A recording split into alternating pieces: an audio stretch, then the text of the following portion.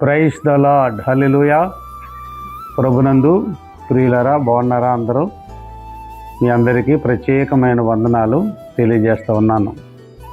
ఈ దినము కూడా ప్రభు మనతో మాట్లాడడానికి చిన్న వాక్యమును మనం చూసుకుందాం. యోహాను సువార్త 15వ అధ్యాయంలో 7వ వాక్యాన్ని చూస్తున్నాం. నా యందు మీరును మీ యందు నా మాటలను నిలిచి ఉండిన ఎడల మీకేది ఇష్టమో అడుగుడి, అది మీకు అనుగ్రహింపబడును. Praise lord. నా యందు మీరును, ప్రభు మాట్లాడుతూ ఉన్నారండి. నా యందు మీరు, ప్రియమైన పిల్లలారా, మీరందరూ, నేను సృష్టించింది ఏమిటంటే మీరందరూ నా యందు నిలిచి ఉండాలని. నా యందు మీరు, మీ యందు నా మాటలు నిలిచి ఉండాలి. ఈనాడు మనం చూస్తున్నప్పుడండి, ఎక్కడ చూసినా దేవుని మాటలు హృదయాల్లో లేవు. లోక సంబంధమైన మాటలతోనే కాలక్షేపం గడుపుతూ ఉన్నారు. అవునా కదా?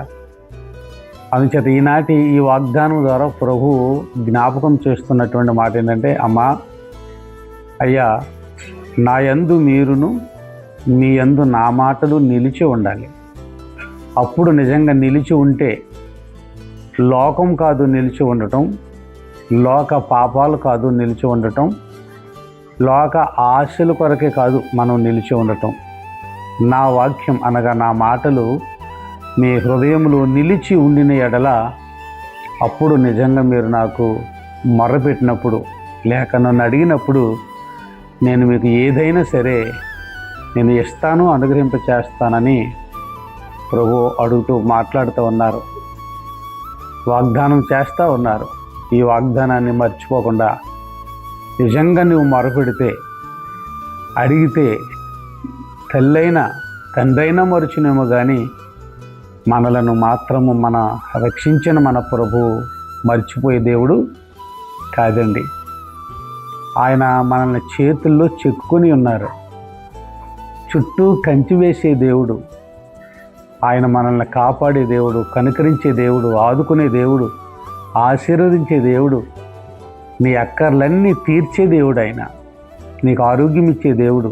ఏదైనా సరే మీరు అడిగితే ఆయన తప్పకుండా కార్యం చేస్తారు. అందుకే ఈ వాగ్దానాన్ని మర్చిపోకండి.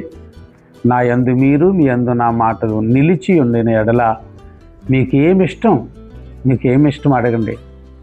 అనవసరమైనవి కాదు, ఉపయోగకరమైనవి కనుక అడిగితే, ప్రభుకి ఇష్టమైనవి మనం అడిగితే ఆయన తప్పకుండా కార్యము చేస్తారు. ఎప్పుడు ఏది అవసరమో, వివాహమా, గర్భఫలమా, ఉద్యోగమా, గృహమా, ఆరోగ్యమా, అన్ని విధాలా కూడా మన ప్రభు మనకి అనుగ్రహింప చేస్తారు. కాబట్టి ఆయనలో మనం ఉందాం.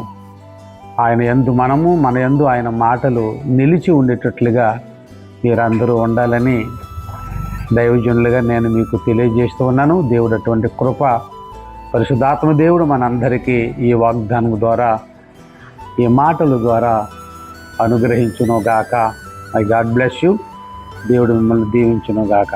చిన్న ప్రార్థన మీ కొరకు, మీరు ఎక్కడున్నా, ఏ ప్రాంతంలో ఉన్నా, చిన్నగా కళ్ళు మూసుకుని ఈ ప్రార్థనలో ఏకీభవించాలని మనవి చేస్తూ ఉన్నాను.